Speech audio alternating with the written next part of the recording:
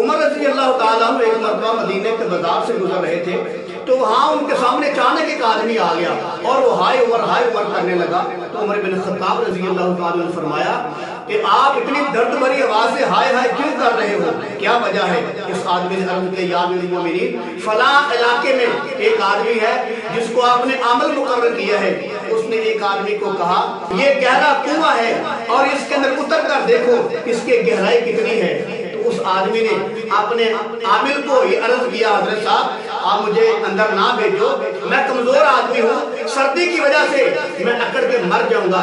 لیکن وہ جو عامل ہے جس کو آپ نے مقرر کیا ہے اس نے سختی کا معاملہ کیا اور مجبوراً اس آدمی کو اس ملازم کو اس کنویں کے اندر اور اس گھڑے کے اندر بھیجا کہ پتہ کر کیا وہ گہرائی کتنی ہے.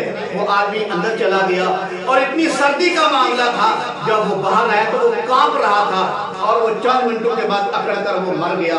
اور جب وہ مرا تھا اس نے آپ کو یا عمرہ میری مدد کرو, آپ کو اس نے مدد کے لیے پکارا تھا, بڑی درد بھری آوازیں دے رہا تھا. عمر بن خطاب رضی اللہ تعالیٰ عنہ جب یہ بات سنی کہ عامل نے اس انداز سے ملازم کو کنویں کے اندر اتارا اور اس کو سردی سے مروا دیا, عمر بن خطاب کے جلال کو ساری دنیا جانتی ہے.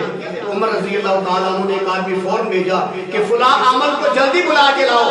اور جب وہ عامل آیا تو عمر بن خطاب نے فرمایا آپ نے اتنی غلط حرکت کی ہے, اور اگر مجھے اس بات کا ڈر نہ ہوتا کہ میرے جانے کے بعد لوگ عاملوں کو قتل کرنا شروع کر دیں گے تو میں آپ کو اس کے بدلے قتل کر دیتا, میں آپ کو قتل کر دیتا.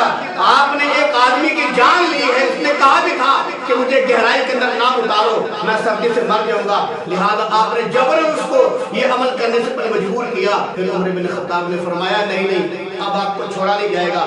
فرمایا کہ آپ کو اس آدمی کے خون کی دیت دینی پڑے گی, اور اس کے بعد فرمایا آج کے بعد میں آپ کو عامل نہیں بناؤں گا.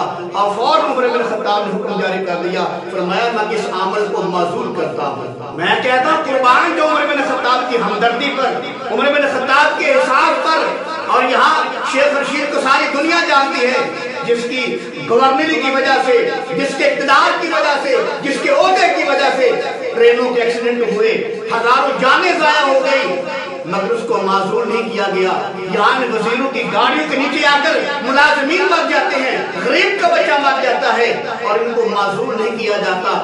اور کوئی آدمی غریب کی چھاپڑی پہ اٹھا کر دودھ پھینک رہا ہے, اس کے دال, اس کے چنے, اس کی دن بھر کی کمائی کا بیڑا غرق کر رہا ہے, اور اس کو کوئی معزول کرنے والا نہیں ہوتا. اور ان کو اس لیے معزول نہیں کیا جاتا کہ ان کو پتہ ہے, اصل وجہ یہ ہے, ان کو پتہ ہے اگر ہم نے وڈیروں کو, عہدے داروں کو, وزیروں کو, مشیروں کو, ان لٹیروں کو اگر ہم نے معزول کر دیا تو ان کو پتہ ہے کہ ہمارے ووٹ چلے جائیں گے اور ہمارا کیا بنے گا. لیکن میرے محمد کے صحابہ کے دل میں ووٹ کا مسئلہ نہیں تھا, ان کے دل میں یہ تھا اگر اللہ ناراض ہو گیا تو ہمارا کیا بنے گا. اور یہ لوگ مخلوق سے ڈرتے ہیں, میرے کملی والے کے صحابہ خالق سے ڈرتے تھے. تو میرے دل بھائی اللہ نے ویسے بھی کہہ دیا رضی اللہ تعالیٰ عنہ, اللہ نے ان کے کردار کو دیکھا, اللہ نے ان کے اعمال کو دیکھا, اللہ نے ان کے دلوں کا امتحان لیا. پھر اللہ نے خود کہہ دیا اولئک الذین امتحن اللہ قلوبہم للتقوی, اللہ نے فرمایا میں نے ان کے دلوں کا امتحان لیا ہے, میں نے ان کے دلوں میں تقوی دیکھا ہے. پھر اللہ نے کہہ دیا فَإِنْ آمَنُوا بِمِثْلِ مَا آمَنْتُمْ بِهِ فَقَدِ اهْتَدَوْا, اے ایمان والو لوگوں یاد رکھو اگر تم صحابہ ورگا ایمان لاؤ گے تو پھر تم کامیاب ہو جاؤ گے. اور یہی وجہ تھی عمر بن خطاب رضی اللہ تعالیٰ کے دل میں رعایا کی ہمدردی تھی, رعایا کا احساس تھا. اگر ایک بھی آدمی مر جاتا کسی بڑے عہدے دار کی وجہ سے اس کو معزول کر دیا جاتا تھا. یہی وجہ ہے, اس لیے اللہ نے فرمایا رضی اللہ عنہ ورضوا, تم مجھ سے راضی ہو گئے میں تم سے راضی ہو گیا.